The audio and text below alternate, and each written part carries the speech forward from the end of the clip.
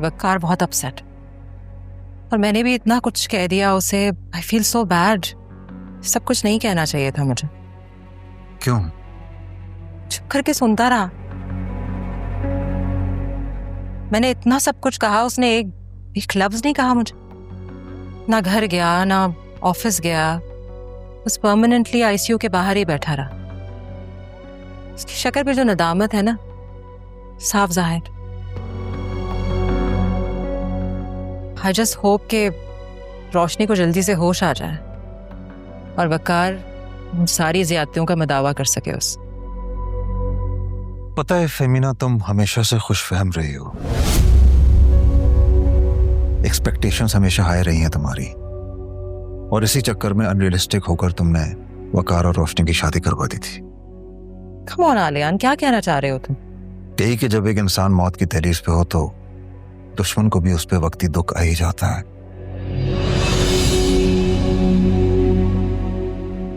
खैर, वकार का तासुफ अपनी जगह, लेकिन मुझे उससे ये गुमान नहीं है कि वो रोशनी को माफ कर देगा। क्यों? आखिर उसका कसूर क्या है? उस बेचारी पे सारे इल्जाम झूठे हैं। कुछ भी है फेमिना, मर्द के लिए नाकाबिले कबूल होता है कि उसकी बीवी पर कोई ऐसे शर्मनाक इल्जामात लगाए और अपना ताल्लुक उसके साथ छोड़े। मैं भी वकार की जगह होता तो यही करता।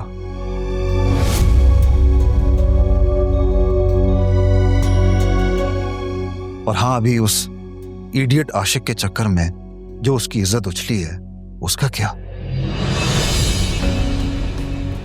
फेमिना, तुम वकार को ब्लेम नहीं कर सकती। तुम उसकी जगह बैठकर सोचो, तब तुम्हें उसका जुर्म इतना बड़ा नहीं लगेगा।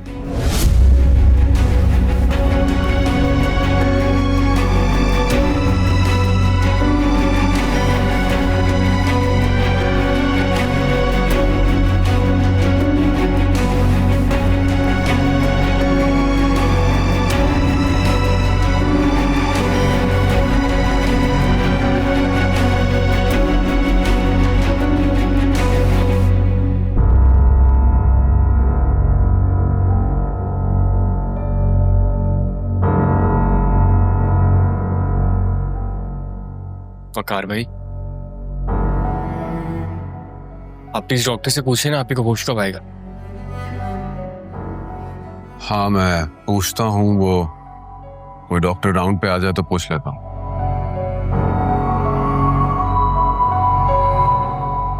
ना करे आप ही को कुछ हो गया तो क्या होगा? फिक्र ना करो, कुछ नहीं होगा इंशाल्लाह। कुछ नहीं होगा उसे।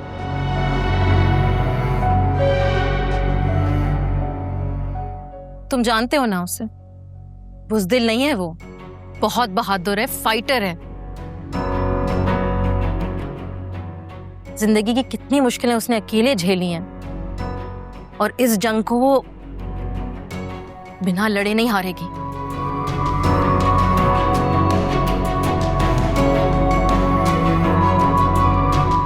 अम्मी के जाने के बाद ये हौसला था कि आप ही हमारे साथ हैं। अल्लाह बेहतर करेगा।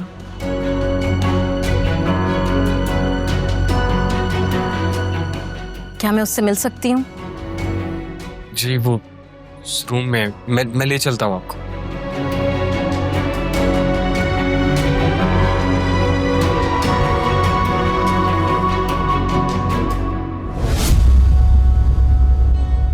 कार में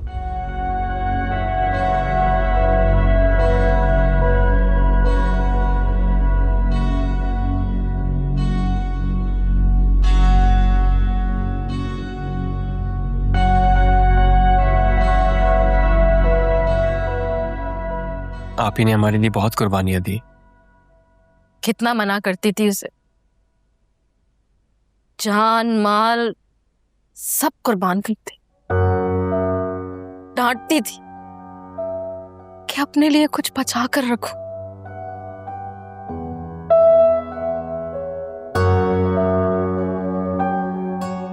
हमने बहुत एक्सप्लॉइट किया आप ही को। जो फरमाइशें कभी अम्मी ने पूरी नहीं की, मैंने और आयमा ने आप ही से कहकर पूरी करवाई। कौन इतने बड़े दिल का मालिक होता है कि अपने सौतेले भाई बहनों के लिए अपनी पढ़ाई छोड़ दे, सब कुछ लुटा दे। ठीक कह रही हैं। और आप ही की वजह से हम सबके सरों पे छत मौजूद है। अगर अब्बू पे छोड़ते अब तो हम कब के सड़क पे आ जाते।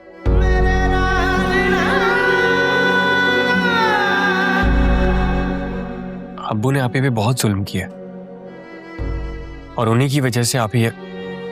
किसी एक ने तो इसके साथ जुल्म नहीं किया है ना, लेकिन मैं जानती हूं कि किसी भी मजलूम की फरियाद कभी रायगा नहीं जाती।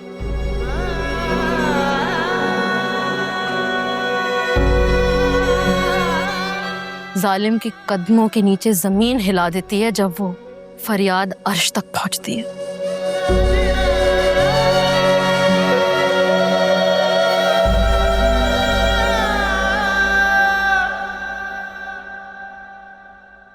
आप लोग प्लीज पेशेंट को डिस्टर्ब ना करें और इतने सारे लोग यहाँ एक साथ जमा हैं। आप लोग प्लीज बाहर जाएं।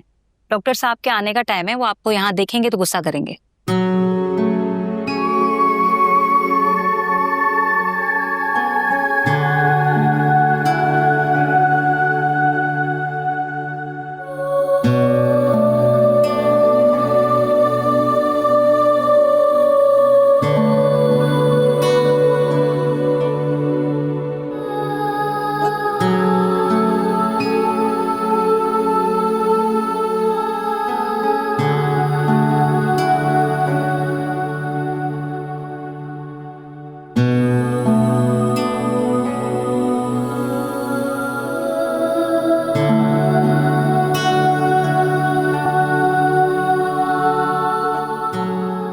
जिस हिसाब से वक्त गुजर रहा है ना, मुझे नहीं लगता आप ही के बचने के कोई चांसेस है।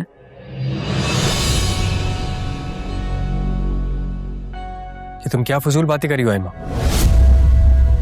मैं खुद से तो नहीं कह रही ना साइम, डॉक्टर ने ही कहा था कि 24 घंटे आपके लिए बहुत क्रिटिकल है और 24 घंटे तो होने लगे हैं। अभी भी अगर आप ही को होश ना आया तो तुम्हें अंदाजा भी है तुम कह क्या रही हो? अल्लाह न करे अगर आप ही को कुछ हो गया तो हमारा क्या होगा?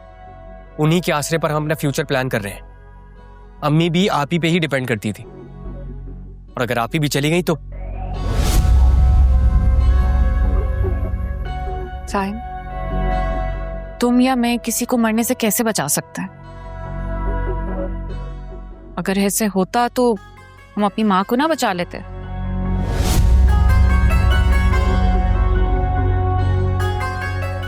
आप ही ने तो पहले ही हमारी अम्मी की जान ले ली है। और प्लीज आयमा चुप हो जाओ। कल रात भी तुम आप ही को इसी बात का ताना दे रही होगी, है ना? और इसी दुख की वजह से उनका नर्वस ब्रेकडाउन हुआ है। चलो जी, कुछ पता है नहीं तुम्हें, फजूल बस बातें करे जा रहे हो। औरतों के लिए चुप हो जाओ, तुम दोनों हॉस्पिटल में खड़े हैं, हम ऊपर तुम्हारी बहन जिंदगी और मौत के बीच में, तुम लोग यहाँ पे लड़े जा। मैं नहीं लड़ी, यही बेवकूफ आदमी मुझसे लड़ रहा है। मेरे तो सर में इतना दर्द हो रहा है, खड़ा भी नहीं हुआ जा रहा। तुम ना एक काम करो, तुम घर चली जाओ। हाँ, मैं भी यही सोच रही हूँ।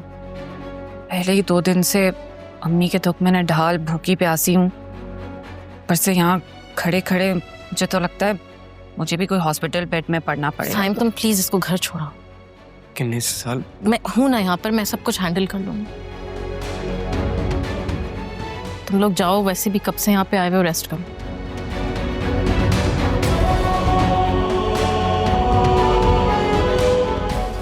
ठीक है, आप ही को जैसे ही होश आए मुझे कॉल कर दीजिएगा, मैं आ जाऊंगा।